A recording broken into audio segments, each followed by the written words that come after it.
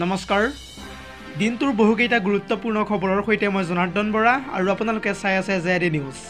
এই মুহূৰ্তত দিবলৈ লৈছোঁ দিনটোৰ প্ৰথমটো খুবেই গুৰুত্বপূৰ্ণ খবৰ। এইবাৰ ৬০০০ পৰীক্ষাৰ্থীয়ে নিদিলে মেট্ৰিক পৰীক্ষা। জুমুৰৰ বিনন্দিনীত ভাগ লোৱাৰ বাবেই মেট্ৰিক পৰীক্ষাত অৱতীৰ্ণ নহ'ল ৬০০০ পৰীক্ষাৰ্থী। আৰু এই সমগ্ৰ বিষয়টোক লৈ ৰাজ্য চৰকাৰে ৰাজহুৱাভাৱে বিবৃতি দিয়ক। এইসকল পৰীক্ষাৰ্থীৰ বাবে বিশেষ HSLC পৰীক্ষা অনুষ্ঠিত কৰাৰ অৱশেষত আহ্বান জনাইছে বিধায়ক অখিল গগৈয়ে। আৰু তাৰ পিছতেই সাংসদ ৰকিবুল হুছেইনৰ আক্ৰমণৰ ঘটনাক লৈ উত্তাল হৈ পৰিল অসম বিধানসভা। ঘটনাৰ তদন্ত বিচাৰি প্ৰতিবাদ কৰিছে কংগ্ৰেছে। আৰু এই সমগ্ৰ ঘটনাক লৈ বাক বিতণ্ডাত লিপ্ত হ'ল অখিল গগৈৰ লগতে মন্ত্ৰী পীযুষ হাজৰিকা। পুনৰ জনাইছোঁ ফুল প্লেটৰ মাধ্যমেৰে সবিশেষ জেডি নিউজৰ সমূহ দৰ্শকক।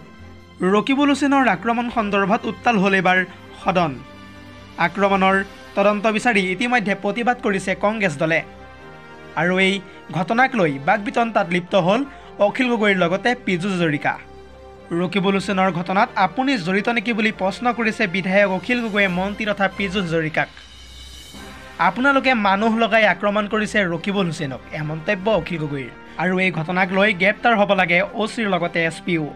আচল দোষীক এতিয়াও গ্ৰেপ্তাৰ কৰিব পৰা নাই আৰক্ষীয়ে। এনেদৰে এইবাৰ বিধায়ক অখিল গগৈয়ে মন্ত্ৰী তথা পীযুষ হাজৰিকাক আঙুলি টোৱাই কথা কোৱা পৰিলক্ষিত হৈছে।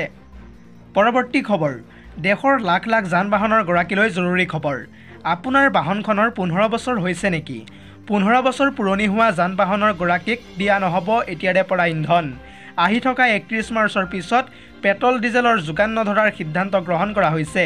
বিজেপি চৰকাৰে এই মুহূৰ্তত আনিছে নতুন নিয়ম। পুনৰ জনাইছোঁ সবিশেষ জেডি নিউজৰ সমূহ দৰ্শকক। আপোনাৰ বাহনখনৰ বাৰু 15 বছৰ হৈছে নেকি? 15 বছৰ পুৰণি বাহনক দিয়া নহ'ব এতিয়াৰে পৰা ইন্ধন। আহি থকা 31 মাৰ্চৰ পিছত পেট্ৰল ডিজেলৰ যোগান নধৰাৰ সিদ্ধান্ত গ্ৰহণ কৰা হৈছে বৰ্তমান সময়ত। বিজেপি চৰকাৰে এই মুহূৰ্তত আনিলে নতুন নিয়ম। পুৰণি বাহনৰ গৰাকীয়ে পেট্ৰল পাম্প আৰু CNG ষ্টেচনত ইন্ধন নাপাব এতিয়াৰে পৰা। প্ৰদূষণ ৰোধৰ বাবে বিজেপি চৰকাৰে গ্ৰহণ কৰিছে এই কঠোৰ সিদ্ধান্ত। দিল্লী চৰকাৰে গ্ৰহণ কৰিছে এই কঠোৰ সিদ্ধান্ত। আজিৰ আমাৰ পৰৱৰ্তী খবৰটো হৈছে আন এটা গুৰুত্বপূৰ্ণ খবৰ। কিয়নো BA পাছ কৰা পৰীক্ষাৰ্থীসকলে দিছে নেকি ADREৰ পৰীক্ষা। চৰকাৰক ফাঁকি দি পৰীক্ষাত বহাসকল সাৱধান। এই সন্দৰ্ভত কঠোৰ পদক্ষেপ লোৱাৰ কথা ঘোষণা কৰিছে ইতিমধ্যে মুখ্যমন্ত্ৰী ডক্টৰ হিমন্ত বিশ্ব শৰ্মাই। পুনৰ জনাইছোঁ BA পাছ কৰা সকলেও দিছে নেকি ADREৰ চতুৰ্থ বৰ্গৰ পৰীক্ষা। ধৰা পৰিলেই কঠোৰ পদক্ষেপ লোৱাৰ কথা ঘোষণা কৰিছে মুখ্যমন্ত্ৰী ডক্টৰ হিমন্ত বিশ্ব শৰ্মাই। চৰকাৰক ফাঁকি দি পৰীক্ষাত বহাসকল এতিয়াৰে পৰাই সাৱধান। BA পাছ কৰি চতুৰ্থ বৰ্গৰ পৰীক্ষা দিয়া সকলৰ বিৰুদ্ধে খবৰ দিয়ক আপুনি। লিখিত পৰীক্ষাত পাছ কৰাৰ পিছতেই এইসকলৰ বিৰুদ্ধে দিব পাৰিব খবৰ আপুনি। মৌখিক পৰীক্ষাৰ পূৰ্বে এইসকলৰ বিৰুদ্ধে লোৱা হ'ব কঠোৰ ব্যৱস্থা। ফেচবুক লাইভ যোগে মুখ্যমন্ত্ৰী ডক্টৰ হিমন্ত বিশ্ব শৰ্মাই কঠোৰ বাৰ্তা প্ৰদান কৰিছে জনতালৈ। পৰৱৰ্তী খবৰটো হৈছে আন এটা গুৰুত্বপূৰ্ণ খবৰ। গোপালকসকলক লৈ ভাল খবৰ। 10টাকৈ গৰু পোহা লোকে লাভ কৰিব 10 লাখকৈ টকা। এই সন্দৰ্ভত বিজেপি চৰকাৰে আৰম্ভ কৰিছে অমৃত ধাৰা প্ৰকল্প নামেৰে এক নতুন আঁচনি। পুনৰ জনাইছোঁ 10টাকৈ গৰু পুহিলে লাভ কৰিব 10 লাখকৈ টকা এতিয়াৰে পৰা আপুনি। চৰকাৰে আৰম্ভ কৰিছে অমৃত ধাৰা প্ৰকল্প। এই আঁচনিৰ দ্বাৰা 10টা গৰু পোহা লোকে পাব 10 লাখকৈ টকাৰ ঋণৰ সুবিধা। কোনো গেৰাণ্টি নোহোৱাকৈয়ে এই ঋণ লাভ কৰিব এতিয়াৰে পৰা আপুনি। গৰাকীবিহীন গৰু সংৰক্ষণৰ বাবে 2000 কোটি টকাৰ অনুমোদন জনাইছে ইতিমধ্যে বাজেটত। গৰুপালকসকলৰ বাবে উত্তৰ প্ৰদেশ চৰকাৰে গ্ৰহণ কৰিছে এই বৃহৎ পদক্ষেপ। আজিৰ আমাৰ পৰৱৰ্তী খবৰটো হৈছে আন এটা বহুতেই বেছি গুৰুত্বপূৰ্ণ খবৰ। কিয়নো অসমত পুনৰ ভুৱা পৰীক্ষাৰ্থী। অসমৰ ভুৱা পৰিচয় পত্ৰৰে সেনাৰ নিযুক্তি পৰীক্ষাত বহা বহিৰাজ্যৰ 13গৰাকী পৰীক্ষাৰ্থীক আটক কৰিছে ইতিমধ্যে আৰক্ষীয়ে। পুনৰ জনাইছোঁ সেনাৰ চাকৰিৰ বাবে নথিপত্ৰ পৰীক্ষা কৰি থকাৰ সময়তে ধৰা পৰিল ভুৱা পৰীক্ষাৰ্থী। পৰীক্ষাত অৱতীৰ্ণ হৈছিল হাৰিয়ানা আৰু উত্তৰ প্ৰদেশৰ পৰীক্ষাৰ্থী। ঘটনাৰ পিছতে সাতগাঁও আৰক্ষীয়ে আটক কৰে বহিৰাজ্যৰ প্ৰায় 13জনকৈ যুৱকক। সাতগাঁও থানাত জেৰা চলোৱা হৈছে বৰ্তমান সময়ত সেই ভুৱা পৰীক্ষাৰ্থীসকলক।